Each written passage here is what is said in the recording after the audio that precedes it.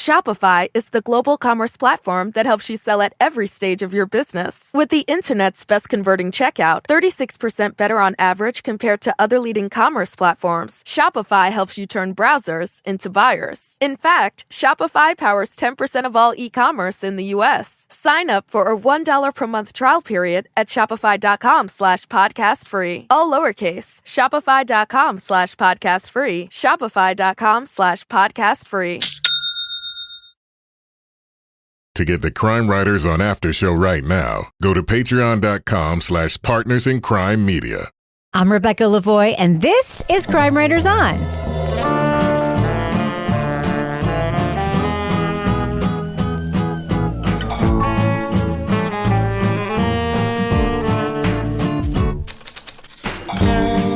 Crime Writers On is the original true crime review podcast that digs into true crime, pop culture, other podcasts. And on this episode, an aging detective struggles to solve the kidnapping case that has haunted him his whole career. In this Crime Writers On Classic Rewind, we'll look back on our many discussions on Season 3 of HBO's True Detective. Joining me to get that done and more is true crime author, TV journalist, and host of the These Are Their Stories podcast, my husband and love of my life, Kevin Flynn. Hello, Kevin. Hello, Rebecca. Thanks for joining me for the Rewind. Thanks for joining me for the Rewind. So, Kevin, this is Thursday's podcast. Correct. What is coming up on Monday's show? On Monday, we're going to be talking about the podcast Cover Up Body Brokers. Yeah, I can't wait for that conversation. So what are we going to hear in today's CWO Classic Rewind? All right, well, we're going to go back to 2019 first to our February 4th review of True Detective Season 3. And then after the show was over, we did another discussion on March 4th, and we re-reviewed it. Okay. And there were some changes. There were? Yeah, I'm looking at you, Rebecca Lavoie. Yeah. So I did not want to do this rewind when I first heard we were going to do it. Yeah. You know why? It's really embarrassing.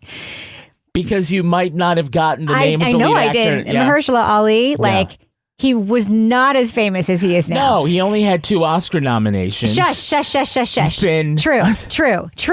But I completely bungled his name. Yeah, he became A-lister after. Rebecca, we're gonna extend some grace to you. So embarrassed. So embarrassing. And I remember very clearly looking for a pronouncer for his name before we did the show and finding one and it was fucking wrong. Mm-hmm. And you sound like Laura Bricker at Cats of the Week. I know. These days, there's all these GQ videos where you can find someone saying, I'm so-and-so, and here's my favorite brand of, skincare stuff. That didn't exist back in 2019. There was no Mahershala Ali. Hi, I'm Mahershala Ali, and here's my favorite brand of sweater. So you got to get the clips from Entertainment Tonight. I know. The news ones where someone else can mangle I'm sure Mahershala Ali is listening to this and is accepting my apology. Thank you. I appreciate that. All right, how about instead we rewind and listen to that review? All right. Sorry, guys.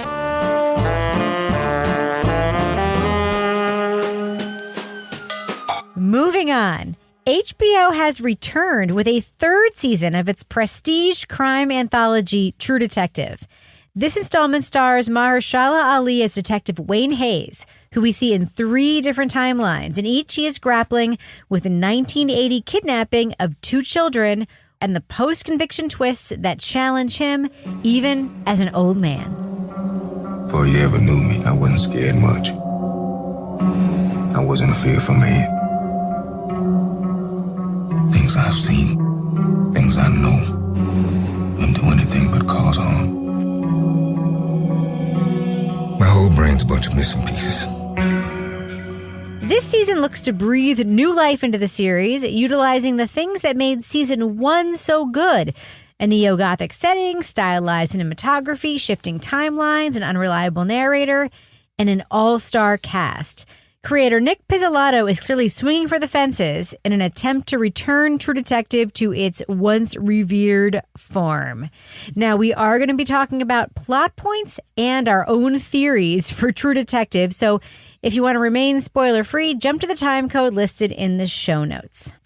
So here's my larger question about True Detective. Is it a story about a crime, or is it just a character study? Kevin, what do you think? Oh, I think it's a character study, folded around a good crime story. At least that's what they've tried. I mean, the characters in Season 1 were super interesting. Not so much in Season 2. And I think that they're definitely trying to return to form with some, with some very salt of the earth characters who are flawed. Their dramas are writ large. So I think that, while the crime has to be interesting in order to sustain 8 episodes, 10 episodes, how many ever episodes there are. But I think it's, like most good drama, like The Wire, like The Sopranos, that it should be character driven. I completely disagree with you. I think it should be about the story and the characters should be a big part of it. And I do not think The Wire was about the characters, but we can talk about that another day. Okay, maybe that was a bad example. I want to talk about How about we argue afterwards? I want to talk about the performances in this season of True Detective. Because we have heavy hitter, Mahershala Ali, Oscar-winning actor Mahershala Ali, as Detective Wayne Hayes. We have a surprisingly great performance by vape pitchman Stephen Dorff as Detective Roland West. We have Carmen Ejogo as Amelia Reardon, that's Hayes' wife. We have Mamie Gummer, a.k.a. Meryl Streep's daughter, one of Meryl Streep's daughters, as the victim's mom, Lucy Purcell. What happened to her eyebrows? We have Scoot McNairy as Tom Purcell, the victim's dad. We know him from Godless and Argo. And does anyone recognize the actress playing TV host, Alyssa Montgomery? Anyone on this panel recognize her? Okay. I guess that's a no. That's Sarah Gadon, who played Alias Grace in the show we reviewed on this show, Alias Grace, Canadian actress Sarah Gadon. Oh, really? Yes. Oh, same person.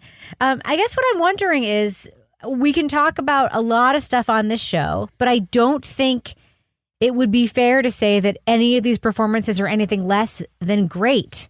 Toby, what do you think? Yeah, no, I think they have to do some heavy lifting. But I think talk about that.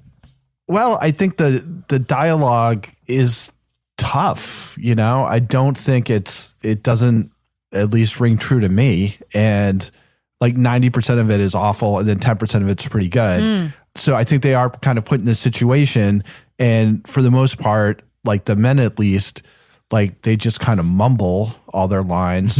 But I think they managed to do that well, given what they have. Like Stephen Dorff, I think, like, I guess I just haven't really thought about him very much in my life. No, you haven't.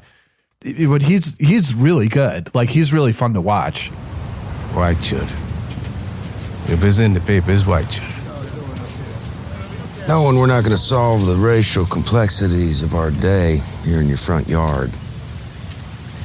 Maybe you could tell us where you were the night of the 7th? I'm really enjoying his performance, but I don't know. I kind of find, I'm sure we'll explore this more, but I'm finding it kind of tough sledding.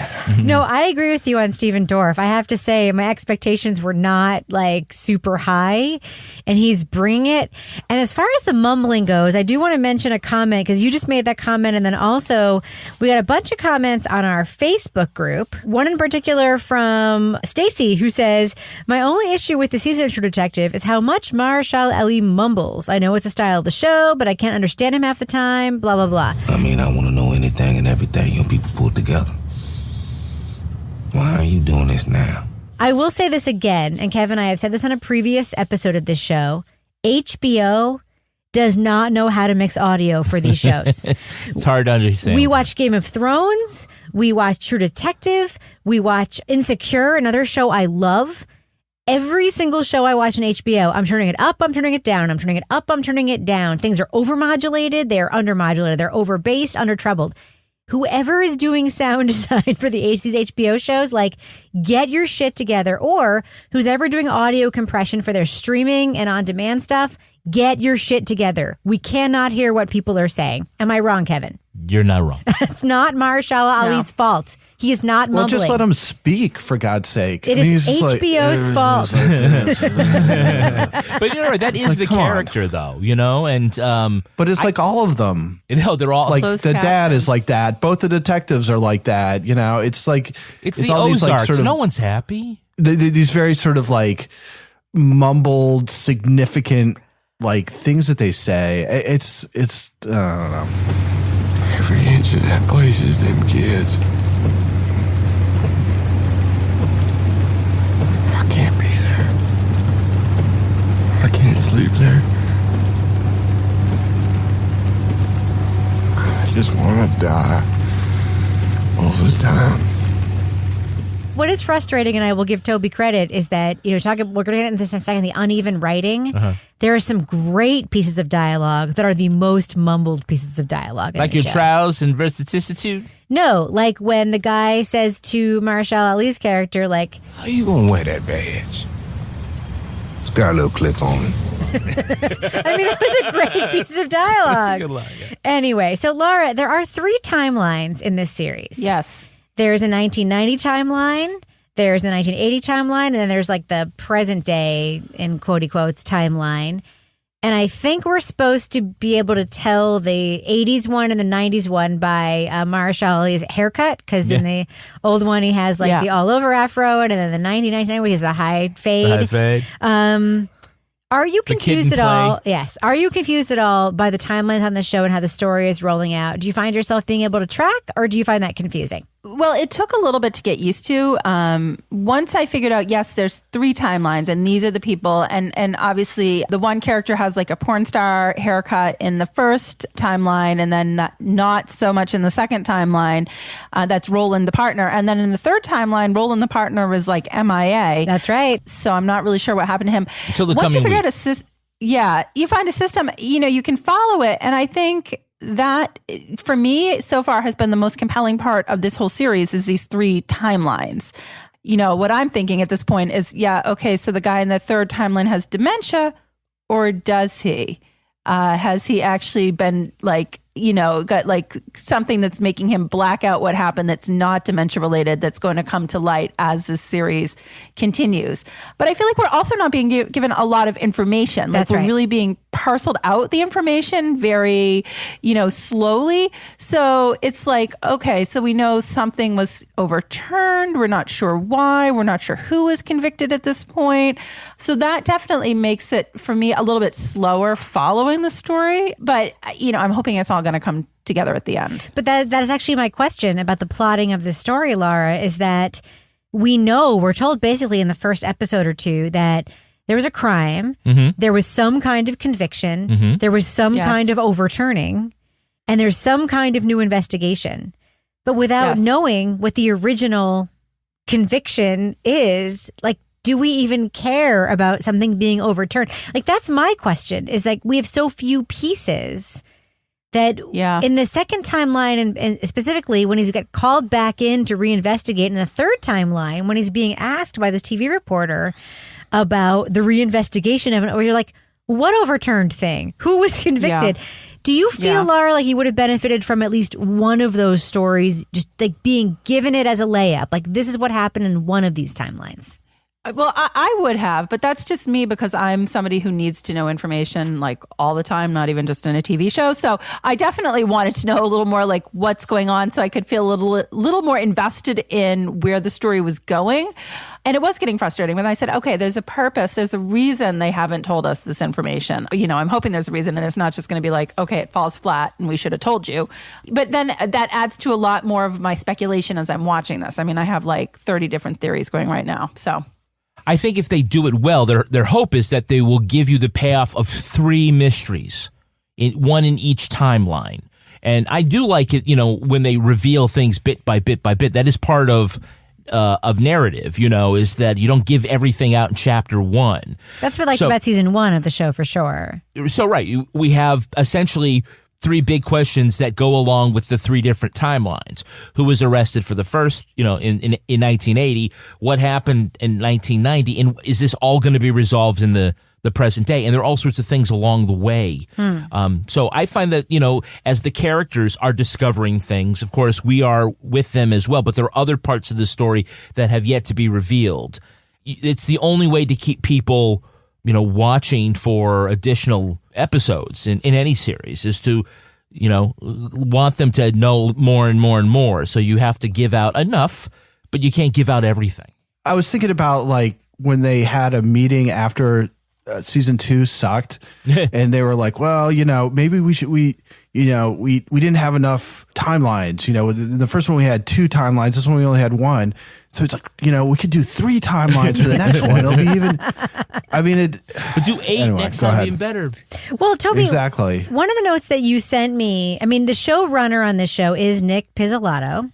And then we know, just because I read a lot of articles about the shows that we talk about, he didn't write all the episodes for this season like he did for season 1. He wrote episode 4, which was the first episode we actually get that full voice of his in, which I actually think I noticed, even though I didn't know that before I read the recap, which I found that out.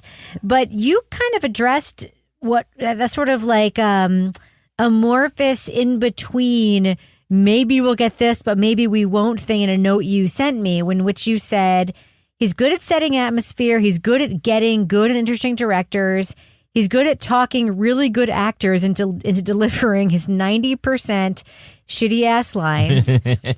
Occasionally his dialogue is good, but not that often, but he sucks at everything else. And I think what you're speaking to there is just what we heard Kevin and Laura say, which is we've been served up this beautiful platter, but what will it be at the end of the evening? What do you think, Toby, about just sort of what this series is at this point? Is it proving that theory of yours true? Of course it is.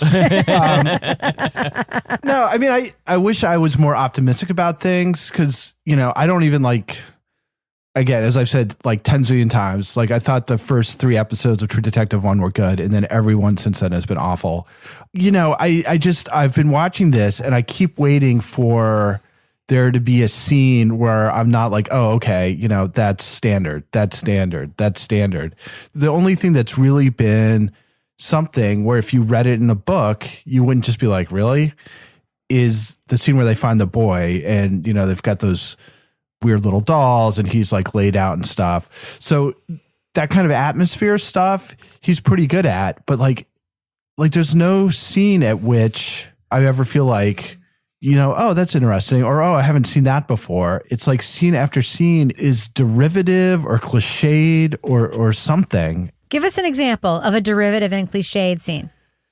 So, just right off the bat, which is where I started to get that horrible sinking feeling, there's 2 things that happen at the beginning. One is, you see the father and he's doing something on, he's got a day off or it's the weekend or something while his kids go off. And it's well, what would be the most cliched possible thing to do for a Southern blue collar guy to do on his day off? Well, it's probably work on his car in his driveway with the hood up for hours and hours and hours, neglecting everything else. And then the first time you see the detectives, they're hanging out in lawn chairs, drinking beers in a dump, shooting at rats. Right. And it's again, it's this has been done before. Right. It's been done on your own network, that's The Wire, where they go to these empty lots to drink beers when they're blowing stuff off.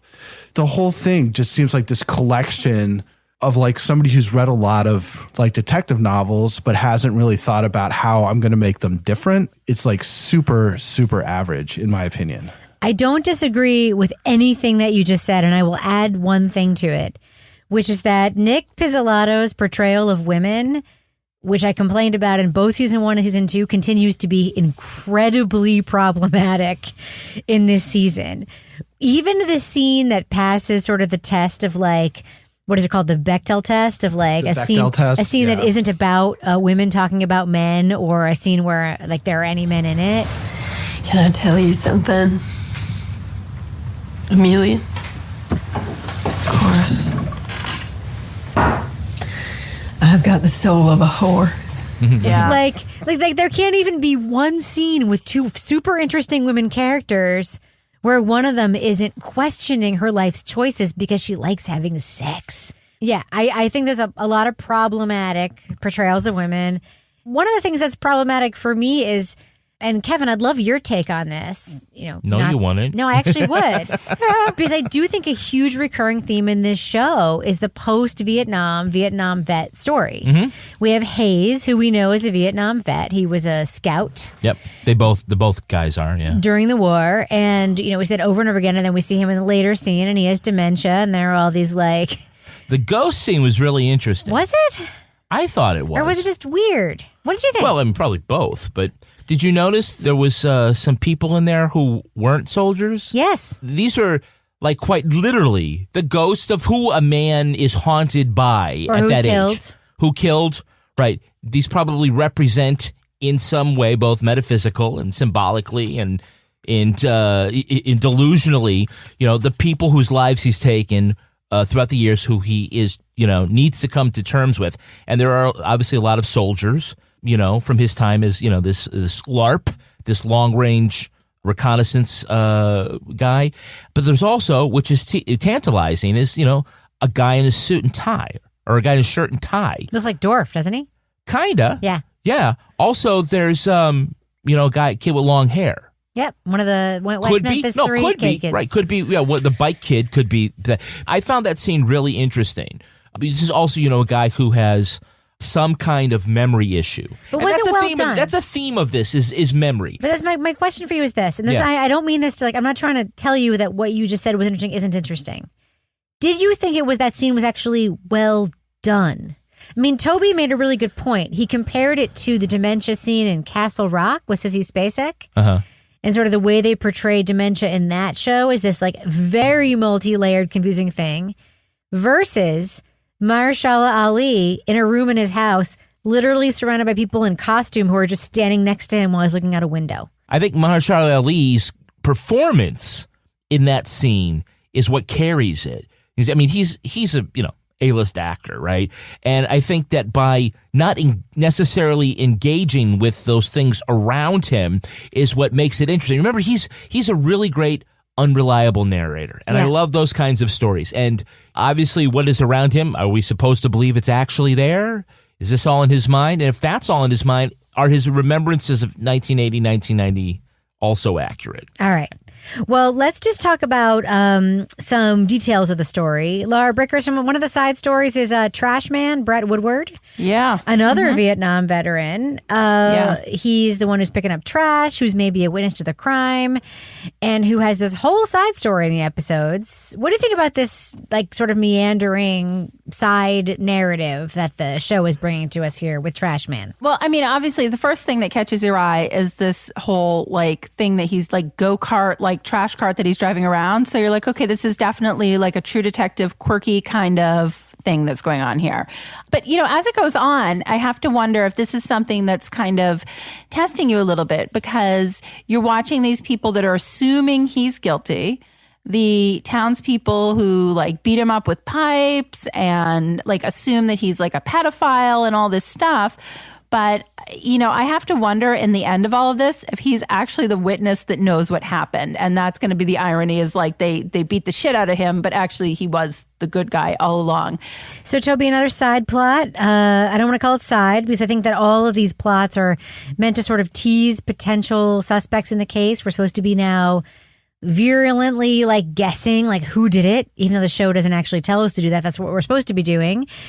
We have the 3 teenagers, Freddie, Ryan, and Jason. We see them at the beginning of the series in that purple bug. We see them throwing a lot of shade. We see one of them driving around on one of the kids' bikes, and then we see them sort of being brought in for interrogation. And this whole thing smells a whole lot like the West Memphis 3 narrative to me. What do you think of this side road in the story, Toby? Yeah, I haven't been guessing because he doesn't care. Yeah, it's hard for me to. I don't know. I mean, it just doesn't seem like there's enough there to really get my interest or whatever, as compared to other things where you're well, it could be this guy, it could be this guy. This is just well, there he happened to be there and he had his fingerprints on the bike. Oh, I wonder if it was them. Yeah, I mean, whatever. I don't know. I mean, it's just again, it's just maybe it's these sort of troubled kids who go partying and, are mean to little kids. I guess it could be. I don't know. How do you feel about the Dungeons and Dragons potential story? I really hope the solution has to do with Dungeons and Dragons, because that would be. I don't think it does, though. I'm afraid I will change everything I thought about this if Dungeons and Dragons ends up being the key, because it would be just sort of the perfect twist. But again, I don't know with Pizzolatto, he brings stuff up that's kind of that's weird, and then it just doesn't go anywhere. You mean a peephole? Yeah, the peephole with the cousin, the racist lady who makes the dolls. Which, by the way, this is a typical Pizzolatto scene, right? this is how the writing of episode 4, which he wrote, was so much worse than the other episodes. So they have these couple of very interesting scenes where Mahershala Ali's character, Hayes, ends up being the bad cop, like in a bunch of scenarios. Like in that earlier episode, he beats up the dude. He's the one who's always bringing up prison rape as a thing in interviews, which is like, dude. Something happens to his career in those 10 years. Like he has sort of some surprising moments. But then they go to interview this like clearly racist woman. And she's like, didn't recognize him, Negro man like yourself. He had a dead eye. Filmy, like a cataracts. And then he obviously knows she's racist, so he's trying to get her to say something else. Like, Nothing about his face besides the eye. Handsome, ugly. Like I say, he was black. But is he good looking? Is he ugly? She's like, I just said he's black and he has like a dead eye. And I'm thinking like, but actually, even from a racist person, that's actually a super good description of a person. I think, yes. Like, do we need to know if he's good looking? Yeah, what do you want? That's right, yeah. I mean, if somebody literally has a dead eye that's all milky, doesn't that kind of negate whether or not they might be good looking? It's just poor writing. He's a handsome man with one eye. It stands out, Rebecca, when you see him on the street. Snap in his step. Yeah. Has a tremendous singing voice. So, Kevin, another story which I think is integral, but again, presented as a side story, is the marital relationship between Hayes and Amelia, his wife. Right. We don't know where she is today. We don't know where she is today. We think she's dead. We hear she's dead. We hear she's dead. Definitely okay, right. dead. Right. We know she was a teacher. She's in the earliest timeline as a co-investigator. She's in the second timeline as a wife / antagonist / investigator in a different way with her own true crime book / when we fight, we're going to have sex kind of wife. Right. We had a very intriguing How come scene I can't get that? where they actually have like a hardcore marital fight that turns super weird. Yeah. Do not talk shit in my face and walk away. I don't want to be around you right now. You want me to leave you alone and stop talking shit? Because when you talk shit about me, I'm required to defend myself. How can you defend yourself? You can't defend yourself because you don't know what's wrong. Did the wife in your scenario play any part in the conflict, any role the last 10 years? Let go of me, Wayne. Stop talking shit about me. Or what? I'm going to start crying. Well, I think this is, the creator trying to come up with a different couple. Again, not the same married couple. I'm married to a cop and you don't understand me. I think you always try to do something that hasn't been done before. And I can't say that, as far as that dynamic, well, we've seen different shades of that. Right. The thing that she's writing this book about his time. We've already established true crime writers, horrible people. Right. Horrible. We're all horrible. No, But here's a question. Charlie Spicer is waiting to buy her book. So in timeline 2, we know that she's written a true crime book about his case. Yep. And that she has the galleys. It was about to be published. Yep. But then she's the one who goes to the cops to get more information.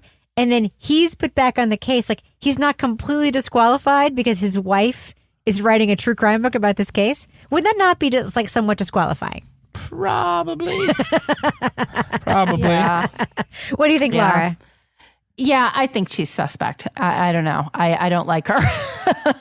But yeah, it's definitely disqualifying. And it's definitely sort of sketchy in terms of, like, right from the beginning, you feel like, are they really only married because she wanted to get to him to write the true crime book? Is that really what was going on here? Or was there something more nefarious going on? Like she could be the killer? Well, that is I think she's yes. the killer. I think she could be the killer. Laura, you are not alone. That theory has been put out there in many online articles about, is Amelia actually the killer? She's either the killer or she knows who the killer is, and the killer is actually the mother, who we see her having a little heart-to-heart with in the most recent episode.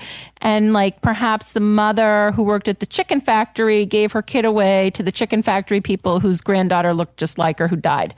That's weird. Who they met in the woods. Yeah, that's probably going to get fleshed out more, I would hope. Otherwise, it just becomes this weird tangent. Yeah. But the whole thing about the chicken factory and the owner, and it's a little sharp there's objects. There's something with the chicken factory, yeah. Yeah, he's off in Africa. Can we just say, like, this show borrows from so many things? Like, there's West Memphis 3 stuff. Yeah. There's any Vietnam thing you've ever seen stuff.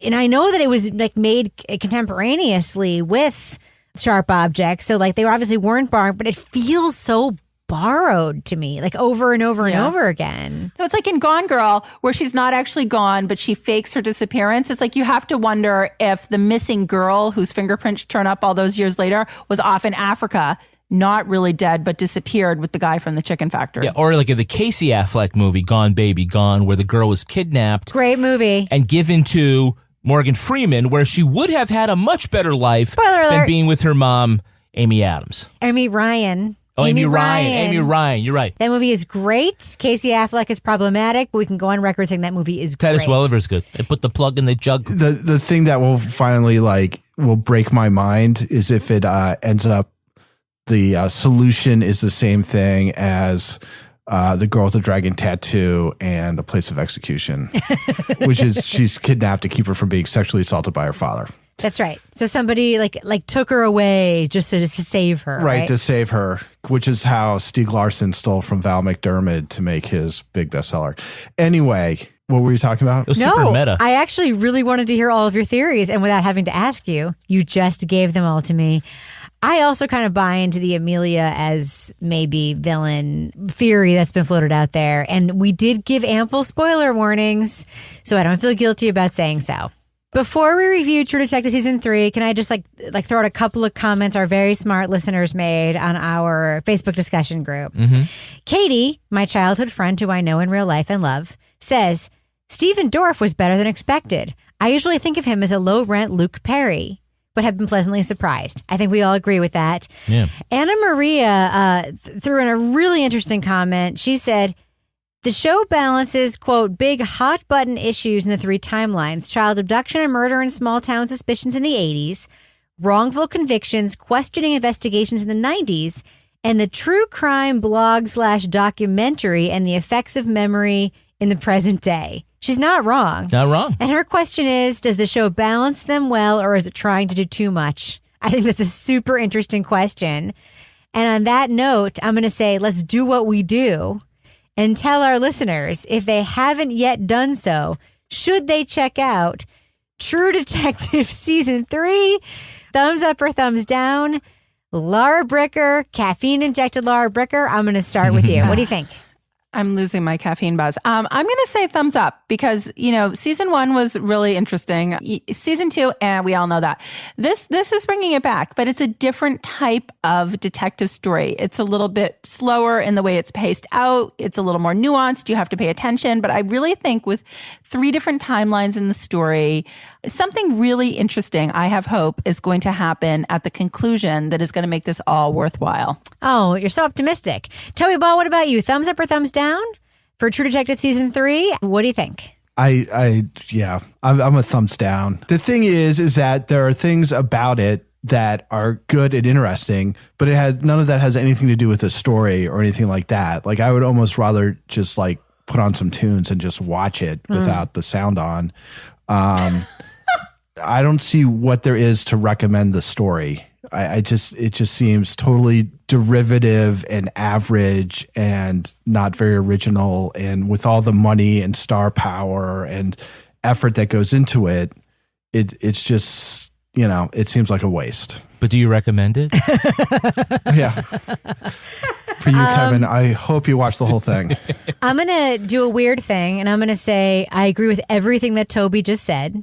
But I'm going to give it a thumbs up only because I plan on watching the rest of it with a hope that it saves itself, but I'm not like 100% sure it's gonna. And I would love to, Kevin, when it's all over in 4 weeks, just like maybe you and I could just check in with Laura if she keeps watching it and just say like, what do we say now? Right now, I'm going to say I'm hopeful.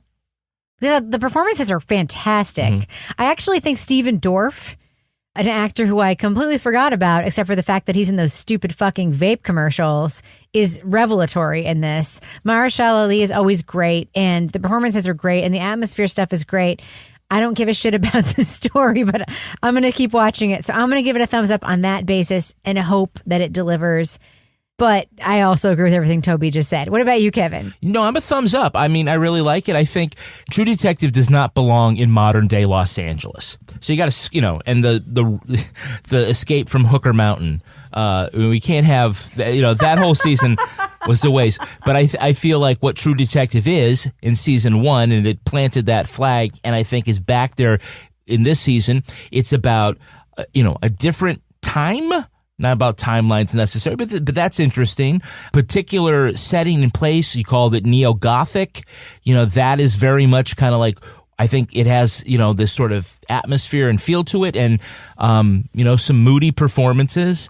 And those are the things that I like. And I think that the mystery, I like the pace. For me, it's the right pace for it to, reveal itself bit by bit. I will definitely be watching. Shopify is the global commerce platform that helps you sell at every stage of your business. With the internet's best converting checkout, 36% better on average compared to other leading commerce platforms, Shopify helps you turn browsers into buyers. In fact, Shopify powers 10% of all e-commerce in the U.S. Sign up for a $1 per month trial period at shopify.com/podcast free. All lowercase, shopify.com/podcast free, shopify.com/podcast free.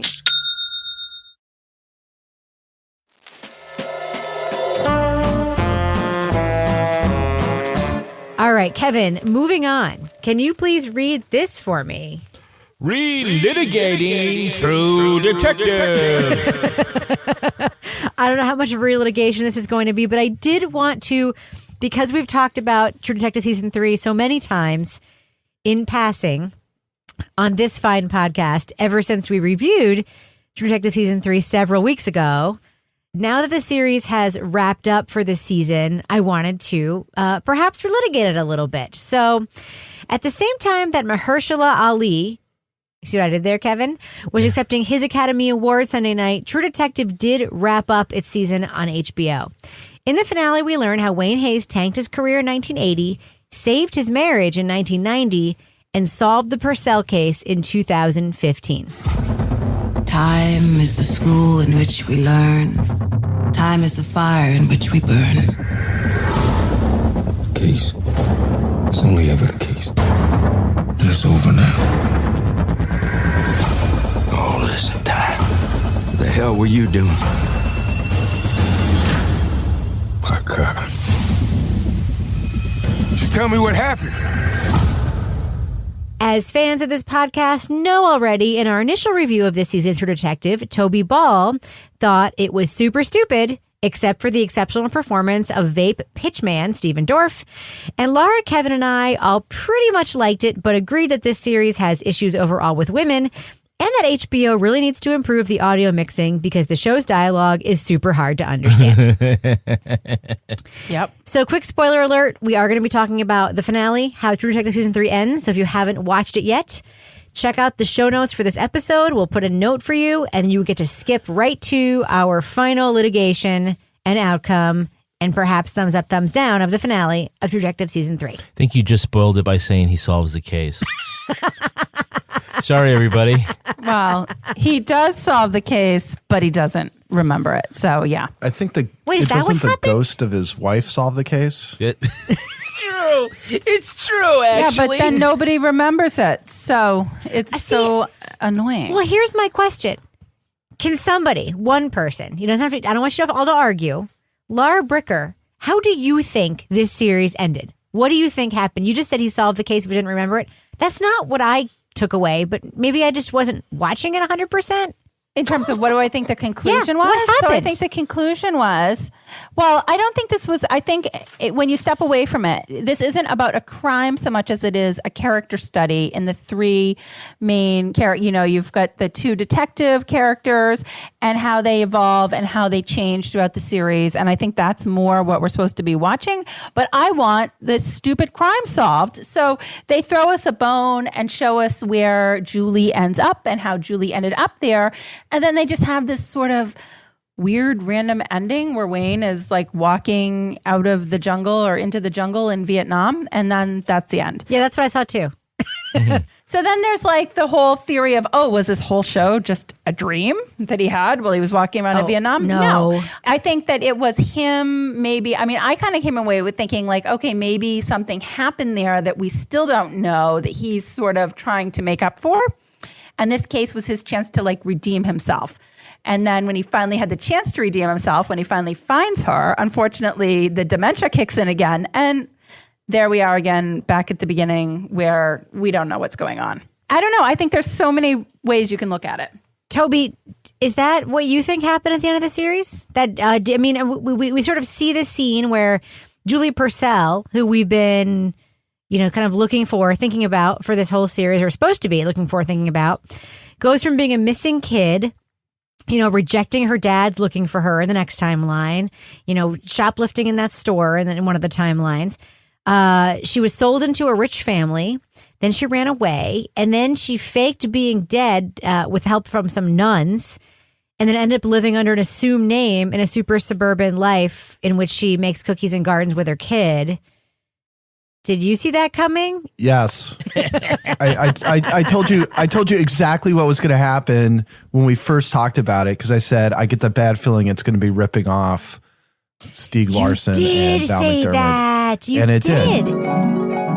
The thing that will finally will break my mind is if it ends up the solution is the same thing as The Girl with the Dragon Tattoo and The Place of Execution, which is she's kidnapped to keep her from being sexually assaulted by her father. That's right. So somebody like took her away just to save her. Right, to save her, which is how Stieg Larsson stole from Val McDermott to make his big bestseller. So I was absolutely not surprised. I think it wears its influences pretty openly. I do feel like it kind of ripped off the basic, ending, the whole underlying what happened. I don't think it necessarily rips off Tree of Smoke, but I think it gets a lot of ideas from Tree of Smoke. And I don't know if you guys have read it. It's by Dennis Johnson, and it's a Vietnam novel, but it's, one of the main characters is a LRP, one of those long range patrol guys, just like Mahershala Ali. And the scene where Dorf starts hassling that guy who's 3 times his size, and then beats him up along with 5 other bikers before being taken down by 8 bikers. That's pretty much pulled from Tree of Smoke too. There's a scene that's similar to that. I almost talked myself into at one point when they showed that ridiculous scene where they show Matthew McConaughey and Woody Harrelson and the pedophile ring or whatever. And I was like, if what's really underlying season 1 and season 3 is there's this thing that's going on with these very powerful people, and it's sort of so obscured from what normal people can see that the only way that you can kind of get at it is from these really the guy who mows the lawn, which again comes up again in this one. And so I thought, well, maybe that's sort of what the theme is that you can only pick off these really sort of tangential people, and the really powerful folk get away with it. But that's not at all what happened in the end. Instead, it was, exactly what I thought it had been, with the one twist that the ghost of his, wife was the one who actually solves it. And he picks up on that through his dementia. So it was just as ridiculous and disappointing as I was fearing. So Kevin, at the end of True Detective season 1, we have Matthew McConaughey and Woody Harrelson getting together and sort of with the wheelchair scene, bonding. Not my favorite, but okay. At the end of this season, what we get is they're going to be roommates now. Stephen Dorff and Mahershala Ali are going to How about I come over a couple nights a week? Only a few nights a week with the dogs, Rebecca. I know. Bring the dogs, put them out back. That's. Really, this is an exaggerated mirror plot-wise of season 1 in a lot of those small ways. Toby's right. Maybe. The lawn mowing guy, the sort of reconciliation of the two partners. And I even remember scenes in season 1, Toby was talking about that bar scene, that sort of I done so bad that I want someone to hurt me thing. That really was what season 1 was about, with Matthew McConaughey drinking himself and crushing the beer. You know what I mean? It was that, right? It was retread. Well, maybe. I don't know. I don't think that. I don't think it's a redo of season 1, but there were a lot of the same kind of themes and the same kind of motifs that came up. I think that when they tried to do, they went from Southern Gothic in season 1 to LA Gothic, postmodern industrial Gothic, it didn't work. So to come back, and I think scene and setting is a big part of all the True Detectives. And so to put it in rural Arkansas and to have these 3 different timelines, I thought was interesting. 4. Ended up being 4, or maybe there's a bit of a 5th. But quick question for you, Kevin, because there's a lot of head faking, Kevin, where one of the storylines that we get is like this brokenness of Wayne, Mahershala Ali's family. Yeah. And then we sort of find out like, no, it was all fine. Right. I mean, right. You're thinking, again, it takes a couple of we think that the story's going to go here because the story always goes there kind of things and not do that. Yeah. Which, we often say, well, that's a sign of good writing is that we didn't expect that. And so, yeah, the head fake was that we kept thinking we didn't see the wife in 2015. And so something bad had happened to her, or like they got divorced or she was murdered. And we don't actually not know that, but she, we know that she passed on. We never see Rebecca either. We never see Rebecca. Right. Yeah. The only time like she comes up in modern day is like there was something about at the table where he mentions how he wants to see her.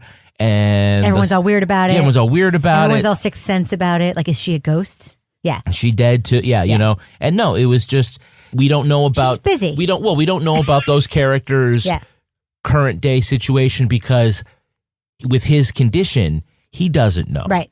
Or he's mistaken about it. And the whole TV storyline is just dropped. The whole TV show thing is just completely dropped like a hot potato. No, those are my 2 gripes, is that A, we don't ever find out really what happened to Amelia, the wife of Wayne. So we have these sort of hints. We finally find out how, what happened in the beginning of the relationship, where we see that, he was demoted to desk duty because of her article at that point about the investigation. We see how they get back together. We see this one little scene where it looks like maybe she's older, maybe teaching college perhaps. And then we're like, she died, but why, how, when? We don't know. And then there's that whole sort of weird thing with his daughter. We don't know if that's related. And then the movie girl, we never see her again. Right. Like what happened? That seemed to be kind of like what was driving the story forward in terms of him with his memories and rehashing it. And then poof, she's gone. Yeah. And didn't the son have an affair with her? And poof, she's gone. Right. So those are my 2 gripes that I just felt like they were sort of like strings that just never got picked back up again. Right. And I know that has been addressed in some of the online forums, in terms of what that all meant. But that for me I was frustrated. Definitely frustrated. You kind of are led to believe, or at least I was led to believe, if you're going to have a neat ending and you're going to have like Stephen Dorff move in with Mahershala Ali, like maybe the final scene will be them sitting on the couch together watching the TV show that they showed us filming them with the in dogs. like for like half of the series. They don't get investigation Discovery in Arkansas.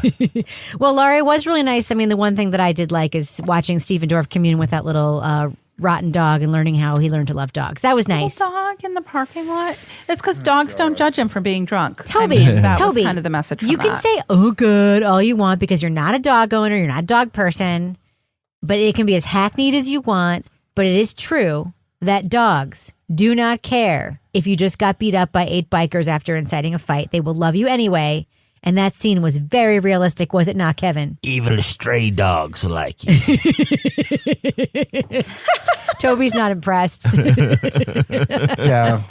Usually when I get the shit kicked out of me, there's not some random dog walking around. Also, didn't he not seem nearly wounds. injured enough after having like 8 guys beat him up? Like he should be in the hospital. Bloody. He was just sitting there. He's a tough guy. The bullet in his leg. He's super tough. You could tell because Dorf man. He took down a whole bunch of bikers before they finally got him. Yeah, he was smoking that vape. Despite the fact that he's like literally like a third the size of the guy he started messing with. All right, well, let's do what we do. Let's give a quick thumbs up or thumbs down for the finale, the wrap-up of True Detective Season 3 and the series as a whole after seeing that finale. Laura Bricker, what do you think? I'm going to go with thumbs up because season 2 was so bad. I feel like season 3, we're on the way back. I did have some things, like I said, I didn't love, but overall, I liked season 3. So I'm going to say thumbs up. Toby Ball, what about you? Do I even have to say it? Thumbs way down. Seriously, Toby. it just my most cynical take earlier on like ended up being true. So. It like lived totally down to all my fears. Yeah, I actually am switching my review of True Detective Season 3. I am now a thumbs down.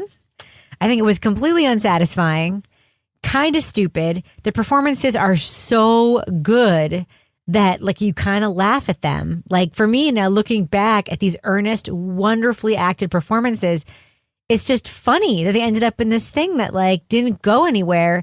And even the big reveal where you find out what happened, they did it in like a minute and a half. After all of this buildup, it was ridiculous. So I'm giving it a thumbs down overall. What about you, Kevin? I'm a thumbs up. I liked it. I definitely thought it was better than season 2. Maybe not as good as season 1. Is that the bar, though? That bar is pretty low on that one. But I did like the performances of Mahershala Ali and, did I say it right? Mahershala Ali. You did. Congratulations. Congratulations. I went a little too fast on that one. And Stephen Dorff and Carmen, I don't know how to say her last name. Ejogo? Yes. She'll be a big star, and we will all know how to say her name next year. She's British, by the way. Oh, really? Yes. Isn't it amazing? Like some of the best actors. I know. You think they're like, all American, but they're British. Yes. You can always tell, you know how you can tell a British person? They actually speak English well. They're a good actor. They're a good actor. Dorff's American. Dorff's American, yeah. All American. Well, it's the Dorfissance. Dorfissance. Yeah. No, I think it was good, and I actually kind of enjoyed the ambiguity of the ending and the fact that this had been about, failed memories and memories in time, and that was the thing that ultimately kept the mystery from being solved was actually the faultiness of his memory. Shopify is the global commerce platform that helps you sell at every stage of your business. With the internet's best converting checkout, 36% better on average compared to other leading commerce platforms, Shopify helps you turn browsers into buyers. In fact, Shopify powers 10% of all e-commerce in the U.S. Sign up for a $1 per month trial period at shopify.com/podcast free. All lowercase, shopify.com/podcast free, shopify.com/podcast free.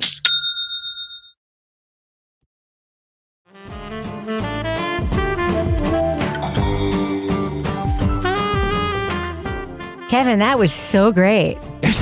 My pronunciation was amazing. No, but that was really interesting to look back and listen to what we had to say. Yeah, and I think, are we going to agree that True Detective Season 4 was better than Season 3? I certainly enjoyed it more. And way more than Season 2. I hated Season 2. Loved Season 1, and I was very entertained by Season 4, even though not everyone felt the same way on our show. All right, we'll check out to see if there's a Season 5. So. Okay, so as always, this show was recorded in the Treehouse Yoga Studio above the Mockingbird Cafe in Bay St. Louis, Mississippi studio, otherwise known as Studio C, the closet in our basement, where we also make weird little dolls to leave at crime scenes. On behalf of all the crime writers, thanks so much for listening. We will catch you later.